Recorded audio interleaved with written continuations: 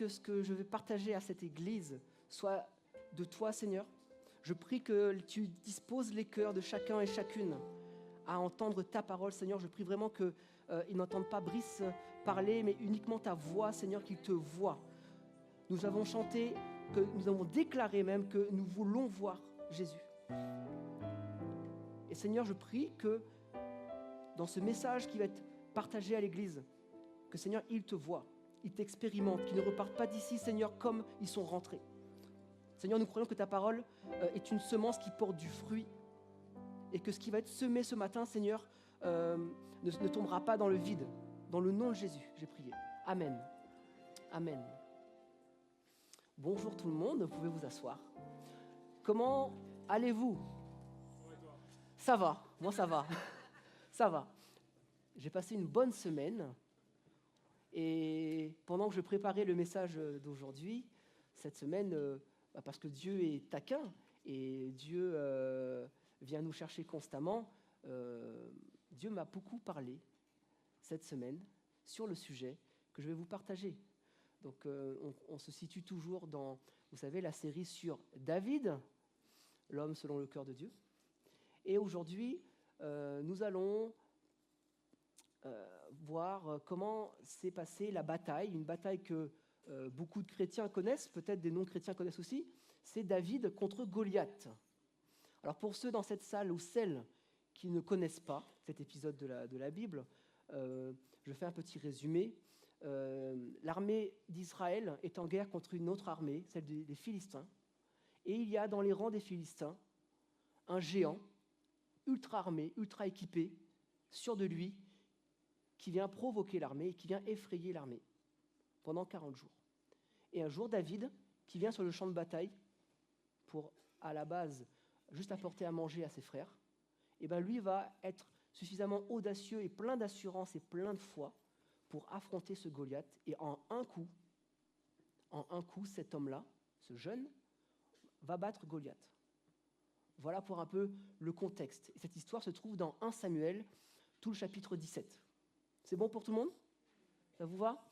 Et donc moi, en fait, ce passage-là, quand je l'ai lu, relu, digéré, ce qui m'est apparu, ce qui était déposé sur mon cœur, c'était comment cet homme-là, qu'on appelle David, l'homme selon le cœur de Dieu, comment lui s'est comporté, comment lui a été dans sa posture, dans son positionnement face à cette épreuve qui est Goliath, face à ce géant qui est Goliath, comment lui, à partir de lui, comment il a été, comment nous, en 2025, nous pouvons affronter, faire face à nos Goliaths, à nos épreuves.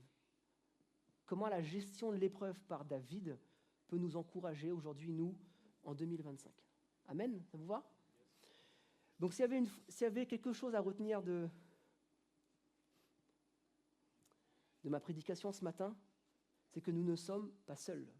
Nous ne marchons pas seuls. Et David, tout au long de cette bataille, démontrera qu'il ne marche pas seul.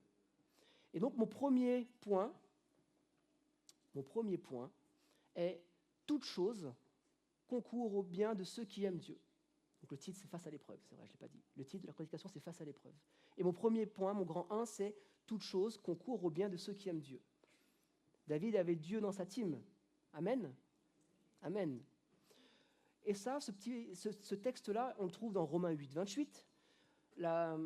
Paul dira aux Romains, « Nous savons du reste que toute chose concourt au bien de ceux qui aiment Dieu, de ceux qui sont appelés selon son dessein. » Ceux qui sont appelés selon son dessein, ça veut dire son projet, le plan parfait qu'il a prévu pour chacun d'entre nous. Déjà, soyons convaincus que Dieu a un plan parfait pour chacun d'entre nous. Des projets de paix et non pas des projets de malheur, afin, la parole dit, de vous donner de l'avenir et de l'espérance. Et en fait, quand on est face à un Goliath, quand on est face à une épreuve, c'est peut-être bête, mais si on n'a pas d'espérance, si on n'a pas l'espoir que ce Goliath peut être battu, c'est mort en fait. Et l'espérance, c'est juste ça. C'est juste ça. D'être convaincu que ce Goliath peut être battu. Cette épreuve peut être surmontée. Amen.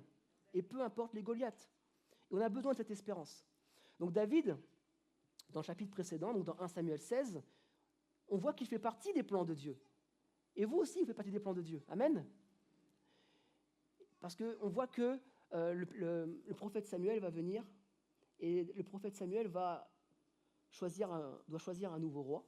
Et Dieu lui dit, c'est moi qui vais te dire celui que je choisis. Et en fait, celui qui va être choisi par Dieu, c'est David. Et nous aussi. Ce verset nous dit, je reprends, ceux qui sont appelés selon son dessein. Nous avons été appelés selon le projet de Dieu. Amen. Amen. Pas parce qu'un prophète est venu nous oindre, nous ne sommes pas David. Pas parce qu'on le méritait. Pas parce qu'on jouait de la harpe divinement bien, ou qu'on chantait bien, ou qu'on jouait d'un instrument divinement bien, mais parce que nous avons accepté Jésus comme intermédiaire, comme médiateur pour cette réconciliation avec le Père. Dans notre cœur, et on l'a chanté, on lui demande constamment de prendre le plus de place possible dans notre vie. Et parce qu'on a Jésus dans notre vie, nous faisons partie des plans de Dieu. Nous sommes appelés fils de Dieu, nous sommes enfants de Dieu. Et si sa parole dit que ceux qui aiment Dieu, ceux qui sont appelés dans mon dessein, toutes choses concourent à leur bien, j'ai cette espérance. Amen. J'avance. Et du coup, alors ok, ce passage, il dit « Toutes choses concourent au bien de ceux qui aiment Dieu ». Donc on pourrait se dire, je brandis ça comme un totem d'immunité, une carte joker, c'est bon, peu importe l'épreuve qui m'arrive. Ce verset, il dit que c'est bon, je suis tranquille. Mais en fait, je propose de voir ce verset dans sa globalité et surtout de poser la question, mais qu'est-ce que ça veut dire aimer Dieu ? Parce que toute chose concourt à notre bien, ouf, merci Seigneur. Ça, c'est facile à accepter. C'est facile à intégrer, ça. Mais de ceux qui aiment Dieu, on va se poser la question, qu'est-ce qu'aimer Dieu ? Et on va regarder comment David, l'homme selon le cœur de Dieu, comment lui, il aime Dieu. Bon, j'ai noté, aimer Dieu, c'est croire en lui, donc avoir la foi, le louer et lui obéir. Amen. Aimer Dieu, donc, c'est croire en lui et donc dire du bien de lui, raconter ses bienfaits, raconter ce qu'il a fait dans notre vie, raconter qui il est pour nous. C'est avoir une confiance totale, infaillible en lui. C'est croire, être persuadé, être convaincu qu'il est toujours avec nous, dans les moments de joie, mais également dans les moments où on est face à nos Goliaths. Et là, dans le passage d'aujourd'hui, dans 1 Samuel 17, Goliath, il est parfaitement décrit, on va le voir plus tard, il est facilement identifiable. Mais nous, en 2025, quels sont nos Goliaths ? Ton Goliath, c'est quoi ? Ça peut être ton mariage, ça peut être ton travail ou ta recherche de travail, ça peut être ton couple, tes enfants ou un de tes enfants, ton travail, un collègue qui te malmène, un collègue qui te harcèle, un patron qui te harcèle. Aujourd'hui, nous, en 2025, nos Goliaths, ce sont ça. C'est le monde dans lequel on vit. Nous sommes entourés de potentiels Goliaths. Amen. Amen ou pas ? Amen quand même. Hein ? Si on n'a pas Dieu, ces Goliaths-là, ils vont nous submerger, ils vont nous manger en fait. Donc aimer Dieu, c'est croire en lui, avoir la foi. 1 Samuel 17 au verset 37, donc c'est David qui parle. David dit encore, « L'Éternel, qui m'a délivré de la griffe du lion et de la patte de l'ours, me délivrera aussi de la main de ce Philistin. » Après, au verset 45, donc là c'est David maintenant qui parle à Goliath, « Tu marches contre moi avec l'épée, la lance et le javelot, et moi je marche contre toi au nom de l'Éternel des armées, du Dieu de l'armée d'Israël, que tu as insulté. Aujourd'hui, l'Éternel te livrera entre mes mains, je t'abattrai et je te couperai la tête. Aujourd'hui, je donnerai les cadavres du camp des Philistins aux oiseaux du ciel et aux animaux de la terre. Et toute la terre saura qu'Israël a un Dieu, et toute cette multitude saura que ce n'est ni par l'épée, ni par la lance que l'Éternel sauve. Amen. Car la victoire appartient à l'Éternel, et il vous livre entre nos mains. » Amen. Ces deux versets-là, quand on les regarde, donc c'est David à chaque fois qui s'exprime. Hein. Moi, j'ai noté plusieurs fois, donc ouvrez les guillemets, « L'Éternel qui m'a délivré », plus loin, « me délivrera aussi ». L'Éternel te livrera. L'Éternel sauve. La victoire appartient à l'Éternel. il vous livre entre nos mains. Là, on voit en fait que David s'exprime, mais il ne s'agit pas de David en fait. C'est David qui parle, mais à chaque fois, le sujet des phrases, ce n'est pas David. Là, on voit la foi de David. David ne s'avance pas seul face à Goliath. C'est lui qui se présente face à Goliath, mais on voit bien qu'il y a une tierce personne dans l'histoire, dans l'équation. David n'est pas seul, il y a Goliath, il y a David, mais David, quand il parle, il y a quelque chose en plus. Et c'est sa foi, c'est le Dieu en qui il croit. Et David, il dira, au nom de l'Éternel, je m'avance vers toi au nom de l'Éternel. Et là, tout est la différence. David, il marche, il affronte son Goliath au nom d'eux. Au nom d'eux. Le nom du plus haut que tous les autres noms. Amen. Et quand tu marches au nom d'eux, tu es mandaté. D'accord ? Si quelqu'un arrive ici et il dit « Je me présente, je viens au nom de monsieur le maire », on le voit lui, mais on sait qu'il y a monsieur le maire qui est représenté, qui n'est pas visible, mais il parle en son nom. Et à notre tour, quand on est face à un Goliath, et peu importe le Goliath, ça peut être un Goliath de relation, un Goliath matériel, un Goliath financier, quand tu te présentes à lui, tu lui dis au nom de Jésus, Jésus lui-même qui dira « Tout pouvoir m'a été donné dans le ciel comme sur la terre ». Jésus qui dira « Je serai avec vous jusqu'à la fin ». Quand tu te présentes face à ce Goliath en parlant au nom de Jésus, tu affirmes publiquement et spirituellement que tu ne te présentes pas seul. Tu viens mandaté par quelqu'un qui a vaincu la mort, qui a simplement vaincu la mort. Donc tu dis à ton Goliath, tu es peut-être grand, tu es peut-être audible, tu es peut-être visible, mais en fait tu ne me fais pas peur. Amen. Et David, il dira dans le psaume 20, David le sait ça, quand David, on voit que tout le long de ce passage, David, quand il se présente à Goliath, il est calme, il est confiant, il est plein d'assurance. Et il dira dans le psaume 20 au verset 7, « Ceux-ci s'appuient sur leurs chars, ceux-là sur leurs chevaux. » Et après il dira, « Nous invoquons le nom de l'Éternel, notre Dieu. » C'est-à-dire qu'en fait, nous, humainement, charnellement, on est vite tenté d'aller s'appuyer par nos propres moyens, par notre propre intelligence, par des accessoires. Là, il dit les chars, les chevaux, donc c'est des boucliers humains, du matériel. Mais en fait, lui, il dit non, eux, ils font ça. Nous, on invoque le nom de l'Éternel, notre Dieu. Et la différence, ça se fait. Et quand il affronte Goliath, c'est ce qu'il fait. Et on traverse tous, comme je l'ai dit, des Goliaths. On a tous des Goliaths dans notre vie. Des fois même, on doit affronter plusieurs Goliaths. Vous voyez un peu le truc ? Personnellement, en ce moment, j'ai des Goliaths dans ma vie.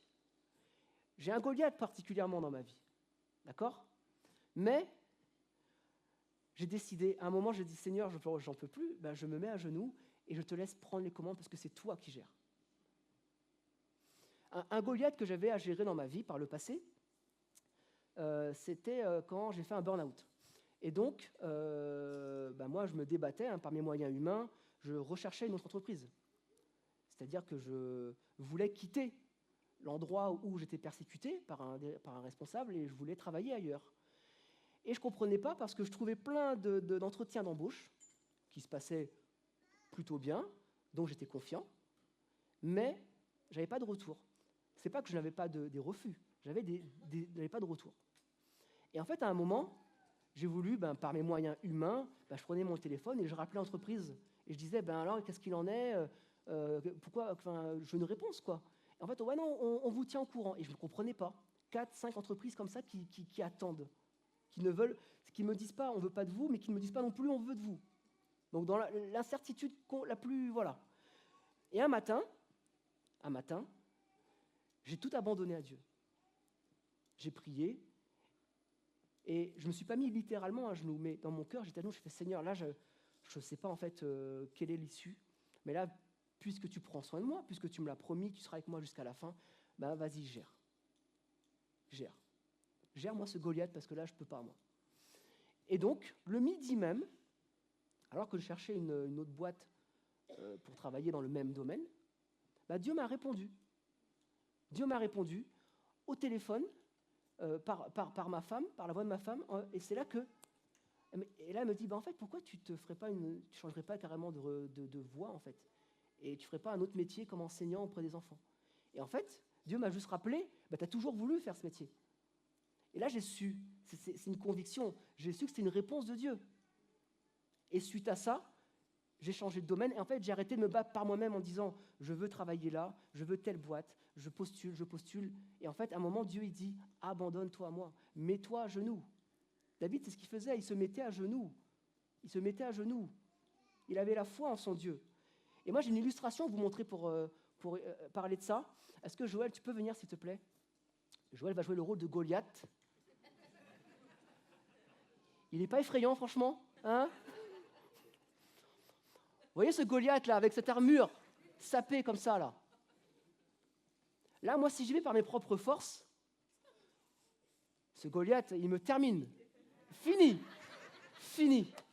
Il me termine.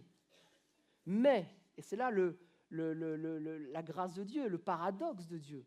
Quand tu te mets à genoux, vous allez me dire, mais si tu te mets à genoux, Brice, là, Goliath, il va encore plus te finir.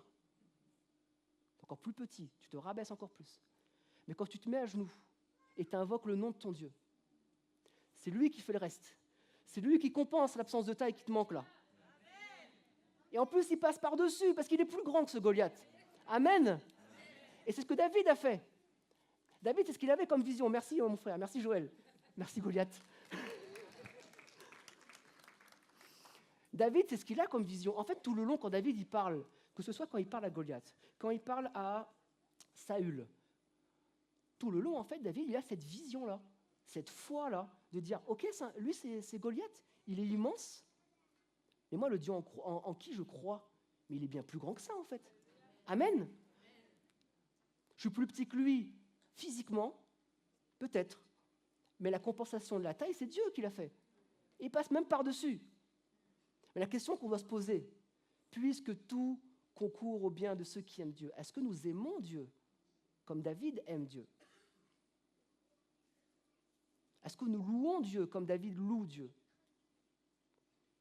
Est-ce que nous obéissons à Dieu comme David obéit à Dieu? Et quand on fait face à un Goliath, trop souvent, en fait, on perd la mémoire. On devient amnésique et on croit qu'en fait, c'est le premier Goliath qu'on affronte. Alors qu'en fait, on a déjà affronté d'autres Goliaths. Et Dieu a mis sa main. Des victoires ont été remportées dans le nom de Jésus. Et on oublie, en fait. Et on redevient, je ne sais plus comment faire. Seigneur, je suis désemparé. David, justement, au verset 34 et 35, c'est ce qu'il va dire à Saül. Donc 1 Samuel 17, verset 34-35. David dit à Saül, « Ton serviteur faisait paître les brebis de son père, et quand un lion ou un ours venait en enlever une du troupeau, je courais après lui, je le frappais, et j'arrachais la brebis de sa gueule. S'il se dressait contre moi, je le saisissais par la gorge, je le frappais et je le tuais. » Moi, à chaque fois, ce verset-là, on peut le passer, on peut un peu passer par-dessus et l'ignorer, parce qu'on retient David a abattu un géant. Donc en fait, on voit le combat David-Goliath. Mais en fait, là, David, il fait juste un témoignage, quoi. Mais un témoignage puissant. Il dit quoi? Il dit que quand j'étais dans les pâturages, dans le secret, là, où personne ne me voit, j'ai déjà combattu contre des lions et des ours. Donc là, j'en suis pas à ma première, en fait. Alors oui, ce Goliath, il est peut-être grand, il vous effraie tous, mais moi, l'Éternel en qui je crois, et il dira, il me dira, il m'a enlevé de la griffe de l'ours. Il dit pas à Saül, attends, Saül, moi l'ours, j'ai déjà battu un ours, j'ai déjà battu un lion, donc ça va, je suis équipé, je peux y aller.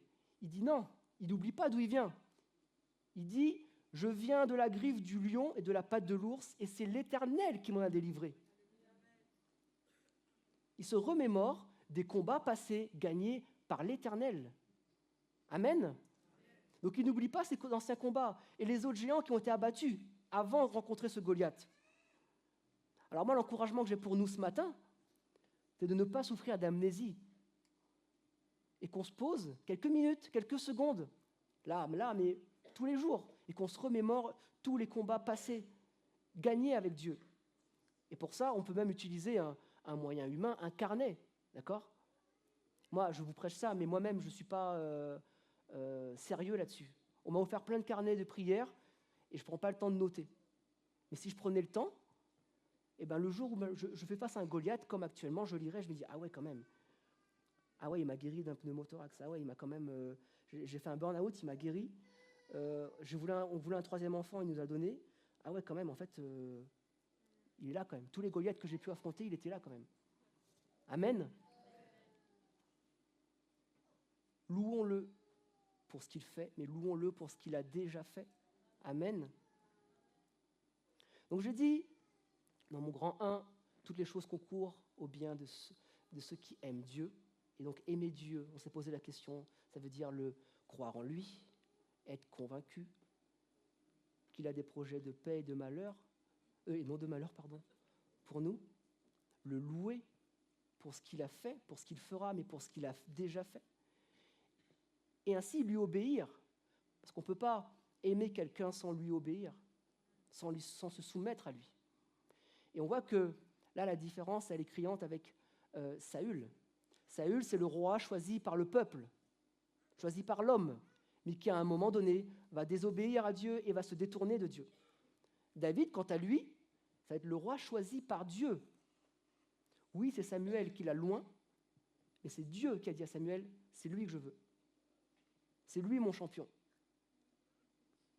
Mais David, bien que ce soit quelqu'un d'imparfait, avait le cœur selon Dieu, l'homme selon le cœur de Dieu. David obéissait à Dieu.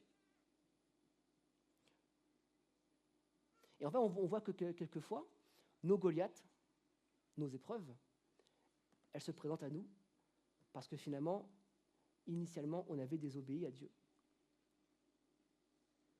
Et là, on pourrait se dire, puisque j'ai désobéi à Dieu, ce Goliath, bien fait pour moi, j'ai plus qu'à me débrouiller parce que je me suis mis tout seul dans cette panade et en fait, tant pis, voilà, ça m'apprendra, ça me servira de leçon. Mais non, en fait, c'est là que la grâce de Dieu agit.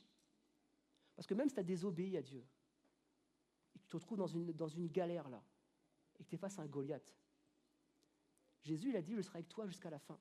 Tu es imparfait, je serai avec toi jusqu'à la fin. Et même si ce Goliath, c'est toi qui l'as laissé entrer dans ta vie, en fait, je ne te lâche pas la main.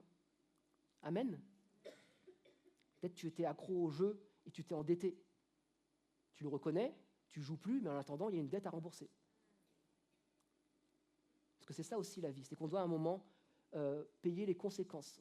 On est sous la grâce, il y a des conséquences à nos actes, mais Jésus est là avec nous. Amen, il ne nous lâche pas la main. Donc en conclusion de tout ça, pour ma première partie, c'est n'aie pas peur. N'aie pas peur de ton Goliath. Toute chose concourt au bien de ceux qui aiment Dieu. Aime Dieu comme David aime Dieu. Aie la foi en lui, loue-le, obéis-lui. Et tu n'auras pas peur. Tu n'auras pas peur. Peu importe le Goliath. Parce qu'en fait, on voit que les Goliaths, les épreuves, la première chose sur laquelle ils viennent nous attaquer, c'est sur la peur. Ils viennent nous effrayer. Ils viennent nous paralyser de peur. 1 Samuel 17, verset 11. J'ai relevé 3 versets. Verset 11, versets 24 et 32.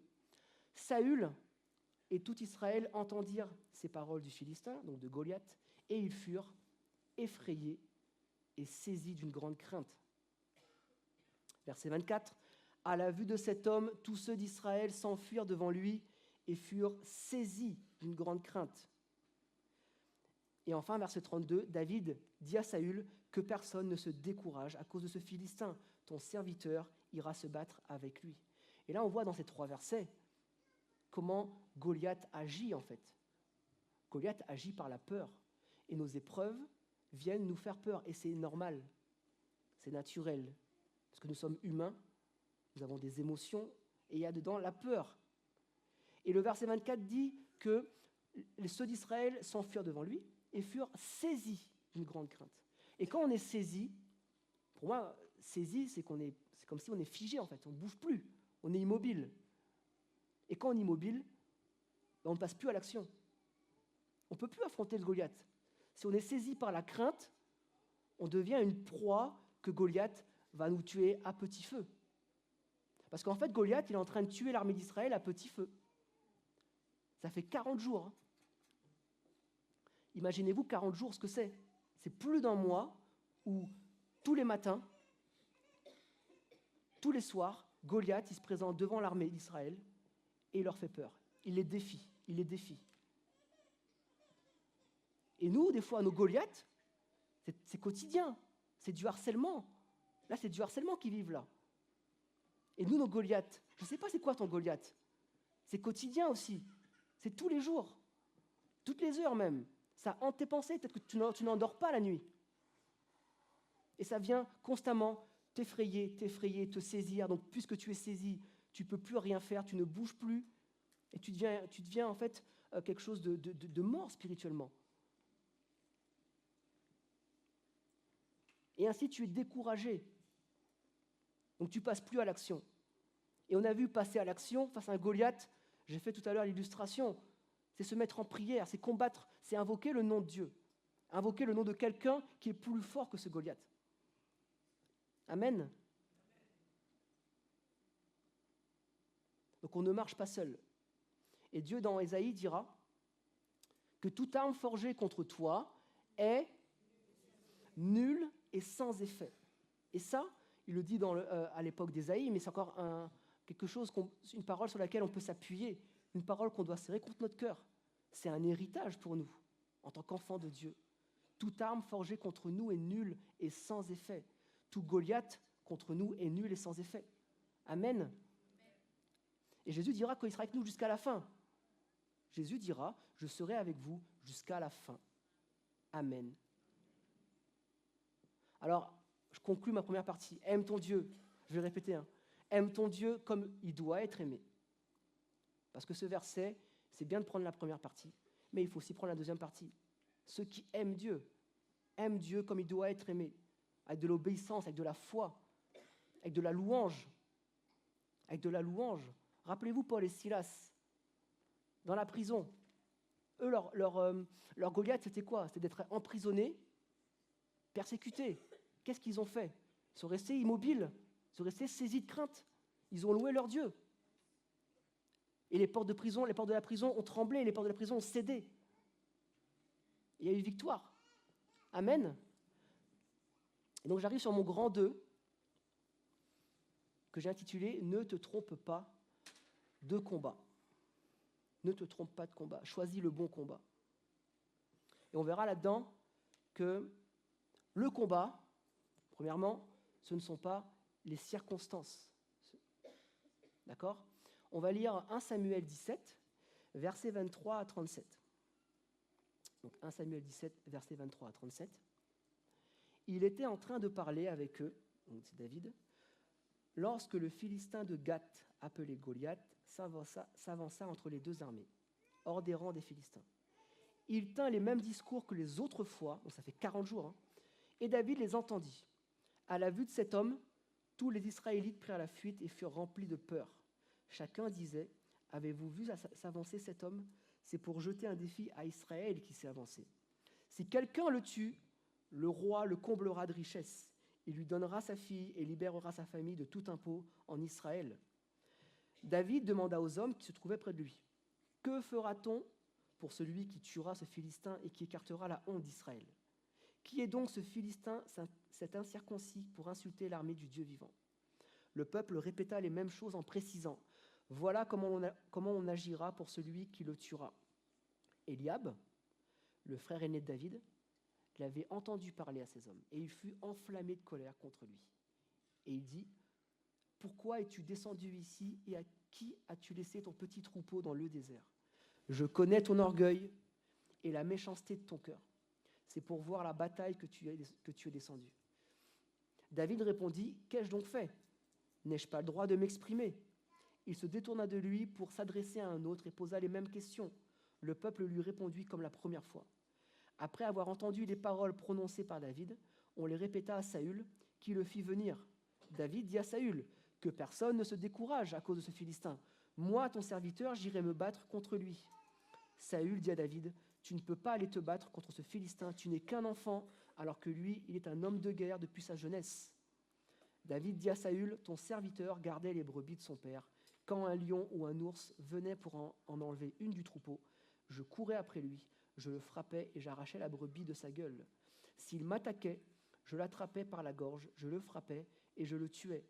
C'est ainsi que ton serviteur a frappé le lion et l'ours. Et ce sera aussi le sort de ce Philistin, de cet incirconcis, car il a insulté l'armée du Dieu vivant. » David ajouta, « L'Éternel m'a délivré de la griffe du lion et de la patte de l'ours, et il me délivrera aussi de ce Philistin. » Saül dit à David, « Vas-y donc, et que l'Éternel soit avec toi. » Amen. Amen. C'est un long passage, mais qui est tellement riche sur la mentalité de David, la détermination de David. David ne s'est pas laissé distraire. David, il a un adversaire. On l'a tous identifié, c'est Goliath. Sauf qu'avant de combattre Goliath, on se rend compte qu'il y a quand même des obstacles. Des personnes qui, en fait, pourraient le faire dévier du bon combat à mener. Premièrement, il y a son frère, Eliab, qui, quand on lit ce que son frère lui dit, qui est plutôt méprisant, qui ne comprend pas, qui le rabaisse, qui le rappelle à sa situation de petit berger qui gère un petit troupeau. Eliab qui croit connaître même ses motivations, qui lui dit « Mais tu es venu ici en gros pour te montrer, tu es venu ici pour assister à cette guerre comme un spectacle », et qui du coup le juge en fait. Après, il y a Saül. Saül qui, on pourrait croire, en tout cas on semble avec de la bienveillance, vouloir protéger David, et qui le dissuade, du moins qui tente de le dissuader, qui lui dit « Mais non, tu n'es pas assez entraîné, regarde, lui c'est un guerrier depuis sa jeunesse, il est trop fort pour toi, il est bien plus armé que toi, il est plus musclé que toi, il est plus expérimenté que toi, tu vas perdre contre lui. » Et en fait, on voit que la critique, alors qu'on est face à un Goliath, face à une épreuve, la critique, le mépris, le jugement, le découragement de la part des autres, ça peut venir en fait interférer dans le vrai combat à mener. N'oublions pas, la parole dit que ce n'est pas contre la chair qu'on se bat, c'est contre l'esprit, contre des esprits.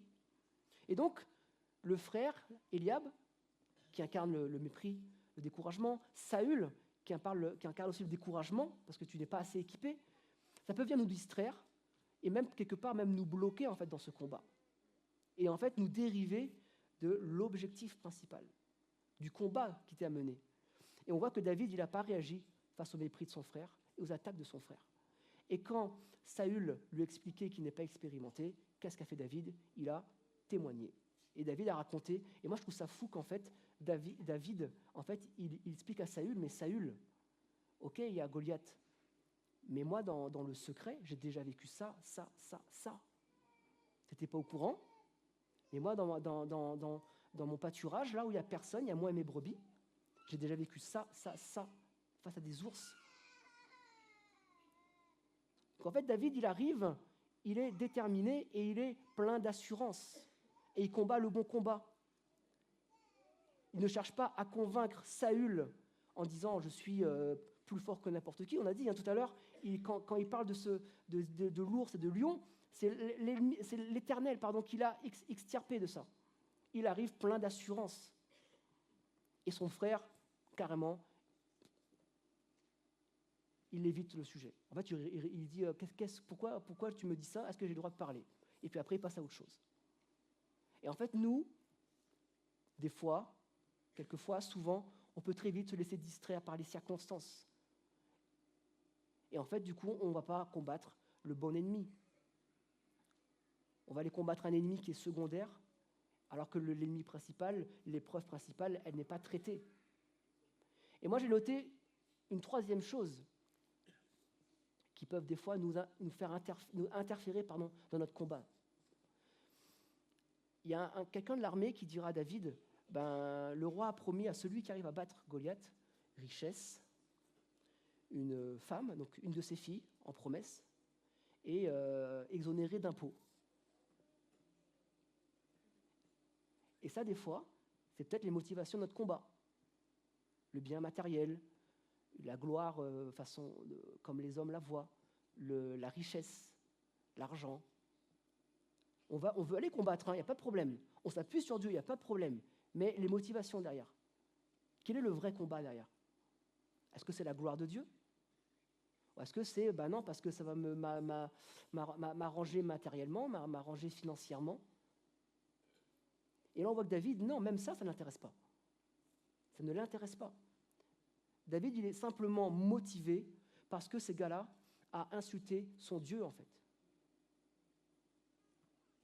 Le Dieu en qui il croit, le Dieu en qui il a placé sa confiance, ce gars-là a insulté son Dieu et il va le combattre avec plein d'assurance. Parce qu'il sait qu'il est approuvé de Dieu, certain de sa victoire, pas rempli d'orgueil, mais de conviction.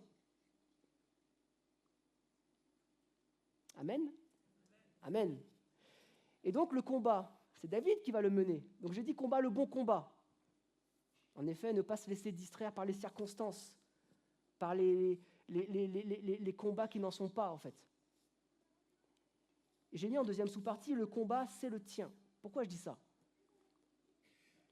Parce qu'on retient que c'est David qui s'est présenté face à Goliath.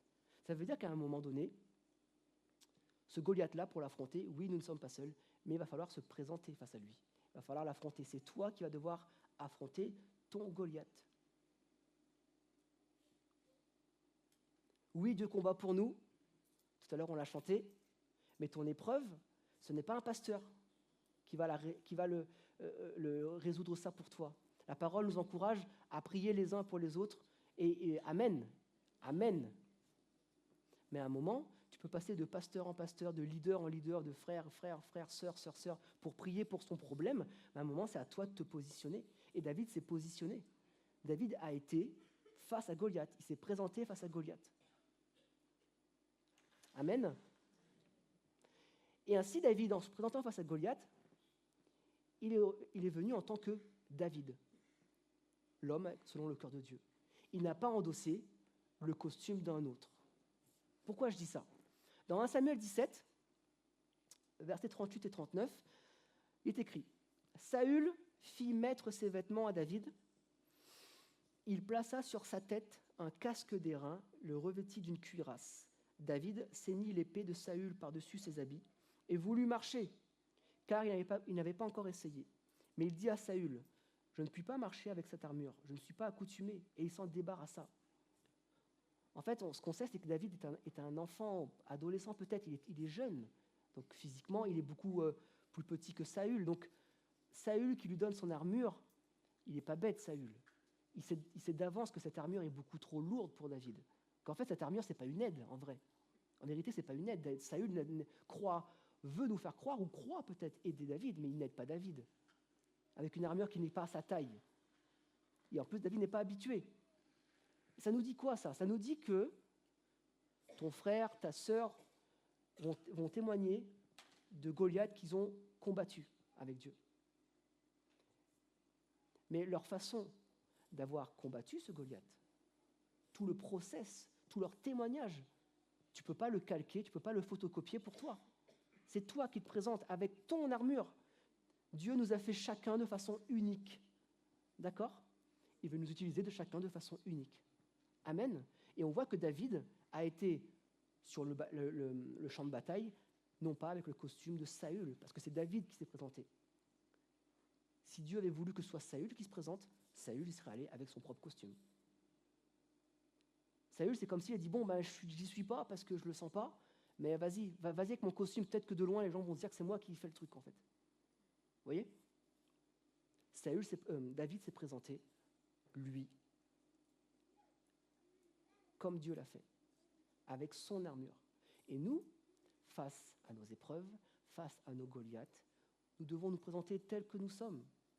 Tels que nous sommes. C'est Dieu qui fait le reste. D'accord? Tout à l'heure, quand on se met à genoux et qu'on invoque le nom de l'Éternel, je vous ai dit, c'est le Seigneur qui compense la différence de taille. Et en plus, il est même plus grand que ce Goliath-là. Amen. Donc si un jour, je prends un exemple, un frère ou une sœur de l'église te dit « Ah ben, pour telle épreuve, moi, Ah, je m'en souviens, il y a 10 ans, j'ai à peu près un truc similaire au tien. Moi, j'avais fait un jeûne, les prières. J'avais jeûné spécifiquement pendant 8 jours. J'ai pas mangé, j'ai pas fait ça. Et pendant 8 jours, je me suis mis à l'écart, j'ai cherché la face de Dieu. Et au bout de 8 jours, Dieu a parlé, Dieu a exaucé. Et alléluia, alléluia, alléluia.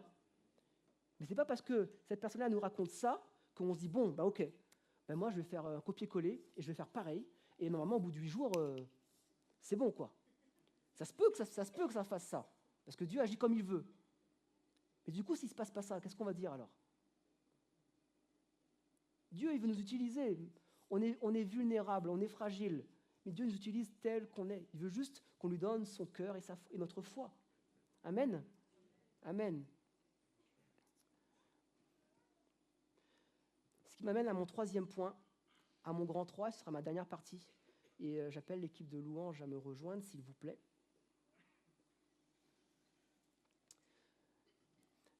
Donc j'avais dit en grand 1, si je récapitule, tout concourt au bien de ceux qui aiment Dieu. En grand 2, ne nous trompons pas de combat.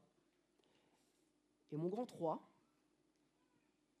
je l'ai intitulé « Peu importe la taille de ton Goliath, le géant, c'est Dieu ». Je vais répéter, parce que je crois que ça il y aura un petit problème de micro, je vais répéter. Peu importe la taille de ton Goliath, le géant, c'est Dieu. Amen. Revoyons David face à Goliath, le descriptif.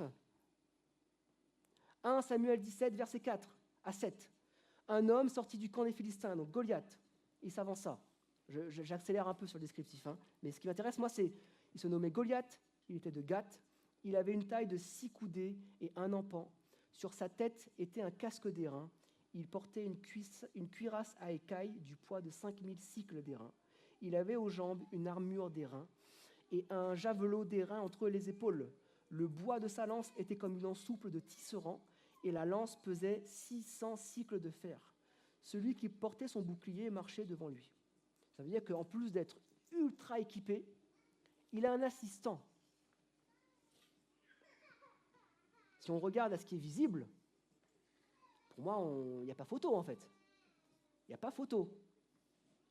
Et d'ailleurs, on voit comment cette bataille, David versus Goliath, comment culturellement, je ne sais pas, le monde a utilisé cette image. On voit que finalement, David versus Goliath, aux yeux du monde, c'est devenu le petit contre le grand, et le petit a gagné contre toute attente. Vous voyez ? Dans le monde sportif, dans le journalisme sportif, quand deux équipes s'affrontent, ou donc en sport co ou en sport individuel, et qu'il y en a un qui est ultra favori, et qui a un rapport de force très déséquilibré, on dit quoi ? David versus Goliath. Et si le petit, la petite équipe a réussi à gagner, on parle de quoi ? On parle d'exploit. On parle d'exploit. Comme si, en fait, le combat était perdu d'avance, et donc il a déjoué les pronostics. Et donc, pour le monde, le plus petit a battu le plus grand par exploit, c'est-à-dire qu'il s'est surpassé. Mais non, en fait, David ne s'est pas surpassé. Parce que le Dieu en quel David a mis sa confiance, il est plus grand que ça. Et ça, on doit en fait prendre conscience que quand on est face à un Goliath, le Dieu en qui on croit, il est plus grand. Donc la victoire, ce n'est pas un exploit de Dieu. Dieu ne fait pas d'exploit. Dieu réalise ses promesses. Amen. Il ne fait pas d'exploit, Dieu. Il ne déjoue pas les pronostics. Avec Dieu, il n'y a pas de combat perdu d'avance. Amen. Et quand on affronte un Goliath, on ne doit pas se dire oh, « quelle surprise !» Et ça, c'est la foi. D'être persuadé que ce en quoi on aspire va se réaliser. C'est de voir des choses qui ne se sont pas encore réalisées. C'est le principe même de la foi. Et David était un homme plein de foi.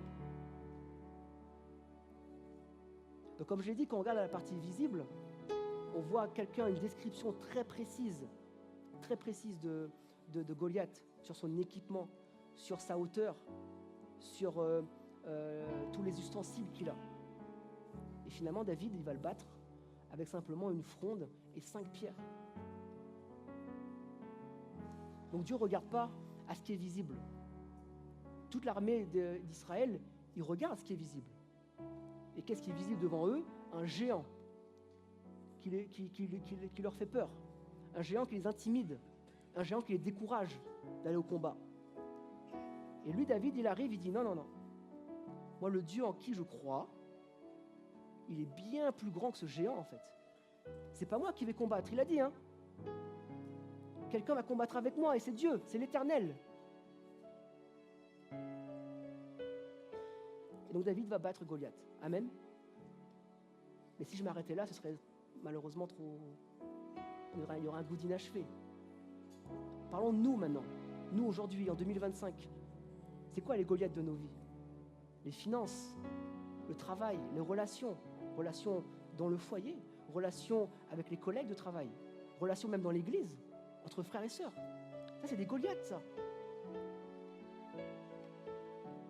Et Jésus, lui, quand il va venir sur terre, il dira à chaque fois, le royaume de Dieu est venu à vous. Jésus incarne le royaume.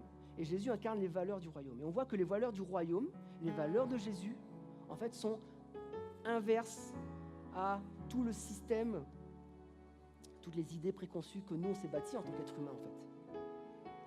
Jésus dira, par exemple, que le plus petit sera le plus grand. Il dira, celui qui va être grand, qu'il soit serviteur. Vous voyez ce genre d'enseignement de Jésus? Où en fait, c'est comme s'il y a... C'est presque une oxymore. On dit, c'est quoi le truc là? C'est pas cohérent ce qu'il dit. Parce qu'en fait, les valeurs du royaume, c'est que tout est inversé. Aux yeux de Jésus, ton Goliath, il est minuscule. Amen. Et chaque Goliath que tu vas croiser, c'est pas lui le géant. C'est ton Dieu le géant. Et on voit que David, il va évoluer dans sa vie. Il va à un moment, il sera un chef militaire avec beaucoup de succès. Il sera roi, il sera officiellement roi. Mais il n'aura pas une vie parfaite et un comportement parfait, David. Et David va affronter dans sa vie d'autres Goliaths qui ne ressembleront pas à ce Goliath-là. Et nous ayons ce discernement de savoir on a déjà affronté des Goliaths, mais ils ne sont pas tous constitués pareil. Ils ne viennent pas tous dans les mêmes domaines, parce que l'ennemi est malin. L'ennemi est malin. Si tu as vaincu un Goliath dans un domaine de l'addiction, de la drogue, de la pornographie, l'ennemi va venir t'attaquer ailleurs sur un autre sujet. Donc tous les Goliaths ne se ressemblent pas. Par contre, ils ont le même objectif. C'est ta mort. Ta mort physique, mais ta mort spirituelle. Couper ta relation avec Dieu. Voilà l'objectif des Goliaths de nos vies. Sauf que David, il savait avec qui il marchait. Et les psaumes de David sont là pour nous le rappeler. Psaume 27. Ça va être le dernier verset que je vais vous lire aujourd'hui. Oui, l'Éternel est ma lumière et mon sauveur. Donc c'est David qui parle. De qui aurais-je crainte? Amen. Vous dites Amen quand vous voulez. Dans les 3 versets que je vais lire, on peut dire Amen après chaque mot. Faites-vous plaisir. L'Éternel est ma forteresse. Il protège ma vie. De qui aurais-je peur? Que des méchants s'avancent contre moi, voulant me nuire. Ce sont mes ennemis, mes oppresseurs qui perdent pied et tombent. Qu'une armée vienne m'assiéger, mon cœur reste sans crainte. Je répète ce verset-là. Qu'une armée vienne m'assiéger, mon cœur reste sans crainte. Que l'on me déclare la guerre, je suis plein d'assurance. Donc, ce passage-là nous dit que David n'est pas exempt des Goliaths. Il n'est pas exempt d'épreuves. Et nous ne sommes pas, nous, en 2025, exempts d'épreuves. On est exposé à des épreuves. Mais la différence est en qui on est fondé pour affronter cette épreuve.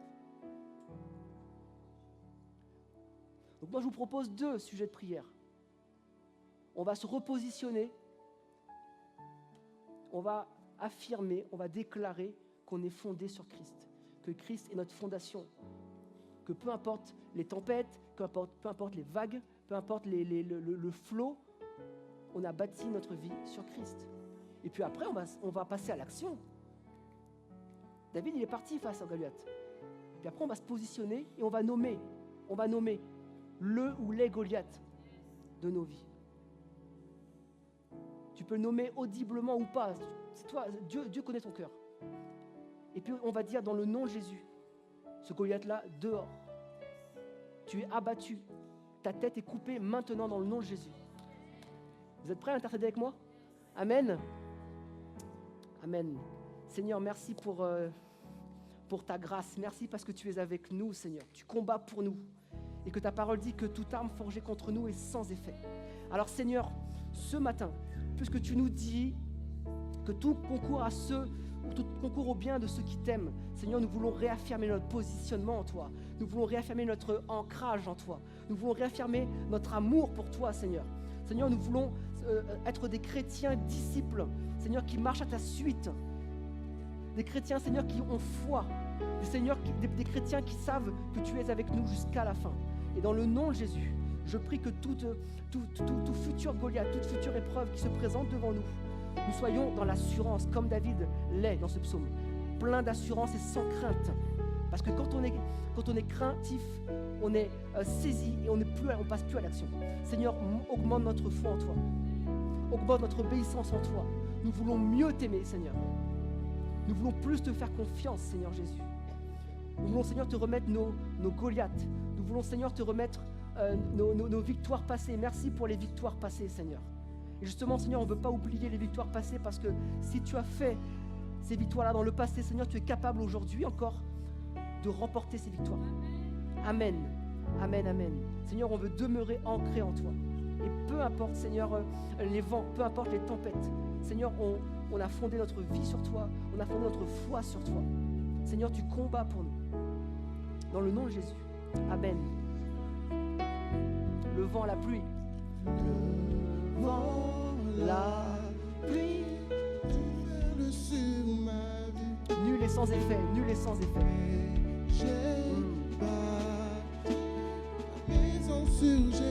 Amen, amen. Le vent, la pluie, déferle sur ma vie. Amen, amen. Seigneur, on a bâti sur le roc. On choisit de bâtir sur le roc. On choisit de mettre en application ta parole. Le vent.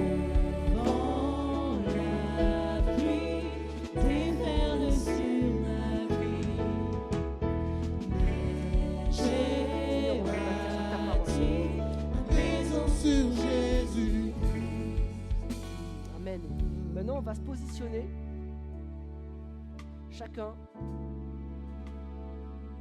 va nommer tous les Goliaths de sa vie. Il est hors de question qu'on reparte d'ici avec un Goliath qui traîne encore dans notre vie. Amen. Et on va dire à ce Goliath, tu sors de ma vie, tu sors de mes pensées, tu sors de ma famille. Goliath financier, Goliath relationnel, Goliath au travail, peu importe. Dieu connaît. Il connaît le nombre de vos cheveux, il connaît tous vos Goliaths. Amen. Mais maintenant, à notre tour, comme David s'est présenté face à Goliath, nous on se présente et on lui parle à ce Goliath. On lui dit dehors, tu dégages dans le nom de Jésus. Goliath de la dépression, tu dégages dans le nom de Jésus. Goliath du suicide, tu dégages dans le nom de Jésus-Christ. Et on va se mettre en prière, en intercession. Et on va dire à tous ces Goliaths de quitter notre maison, notre foyer, notre corps. La parole dit que nos corps sont le temple du Saint-Esprit. Dans ce temple, il n'y a pas de Goliath. Il n'y a pas de place pour les Goliaths. Amen. Seigneur, je te place tous les Goliaths. Seigneur, tu vois mes frères et sœurs ici présents. Tu connais chacun. Tu connais, Seigneur, les situations de chacun. Tu connais les épreuves de chacun. Tu connais, Seigneur, les difficultés, Seigneur.